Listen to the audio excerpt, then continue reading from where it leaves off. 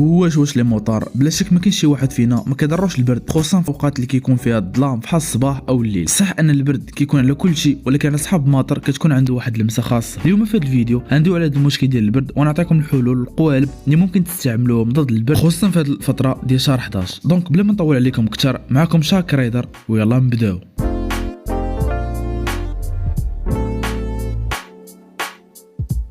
اول حاجه حنا كمستعملين درجات ناريه كثار مختلفين. كاين فئه منا اللي عندهم لي موين واللي في الغالب كيكون عندهم ماطر من الحجم الكبير. هاد الفئه البرد ديالهم والمشاكل ديالهم راسهم غنخلي لهم فيديو خاص بهم. وكاين حنا الفئه اللي عندهم ماطر صغار واللي كيعذبنا البرد والشتاء خصوصا في الصباح. وباش نكونوا اكثر واقعيه غنعطيكم حلول لهاد البرد وبعض الملابس اللي رخيصه واللي تصلح 200% لهاد البرد اللي كاين. ونبداو باول حاجه واللي هي الكاسك. 299 درهم. الكاسك الاخوان شي حاجه اللي مهمه خصوصا في البرد، بحيث هو الحاجه الاولى اللي كتقاوم البرد وكتخلي راسك دافئ. اما في الشتاء فراه مهم بزاف باش ما تبقاش الشتاء تصافق لك في وجهك مباشره.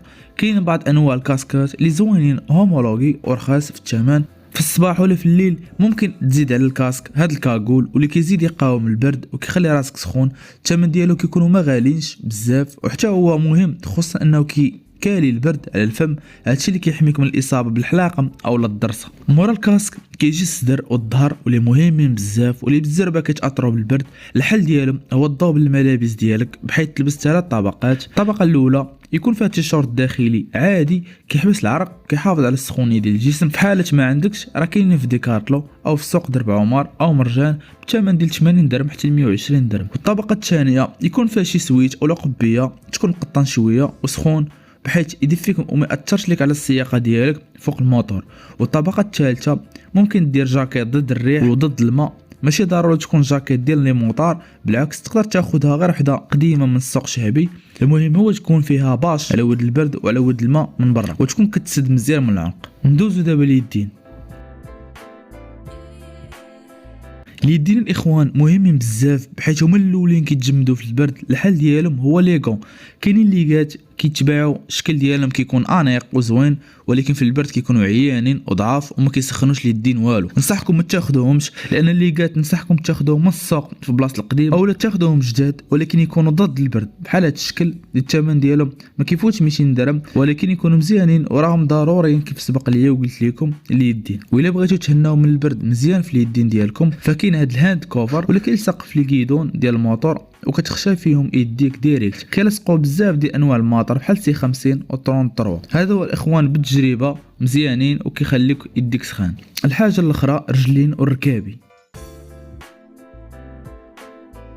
رجلين وركابي متعرضين للبرد مباشره، وبزاف ديال الناس كيضروهم ركابيهم بسبب البرد. باش تحمي راسك الحل ديالهم تلبس جوج ديال السراول، بحيث واحد يكون قطن تلبسو داخل والثاني يكون سورفيتمون في الكحل على شكل باش فحال الثوب ديال لاكوس. كنظن عرفتوه. مميزات ديال هاد الثوب هو كيقاوم البرد وحتى الماء وكيخلي الداخل ديالو سخون. وإلا بغيتو تسرعه خذ هاد الباش على البرد، حتى هو مهم بزاف وكيحميك من البرد خصوصا في حجرك وفي الاعضاء الحساسه ديالك. ضروري تزيد مع تقاشر طالعين وشي صباط يكون جلد طالع حتى الفوق على البرد، واللي ما كانش ممكن تعوضوه بسبر ديالها طالعه بحال الشكل ديال نايك جوردن. هاد النوع ديال السبرديت كيكون سخون بحيث انه كيكون فيه بحال الشكل ديال الجلد على برا، هادشي اللي كيخلي رجليك يكونوا سخان. وبطبيعه الحال جوردن كتكون طالعه شويه، هادشي اللي كيكون بحال الشكل ديال البوط وكتخلي رجليك تقريبا سخونه من تحت السميله حتى للفوق. هادشي الاخوان مهم بزاف وراه رخيص مقارنه بالصحه ديالك. كيف ممكن تزيد بروتيج ديال البرد والركابي ديالك والصدر ديالك ويعاونوك شويه ضد البرد.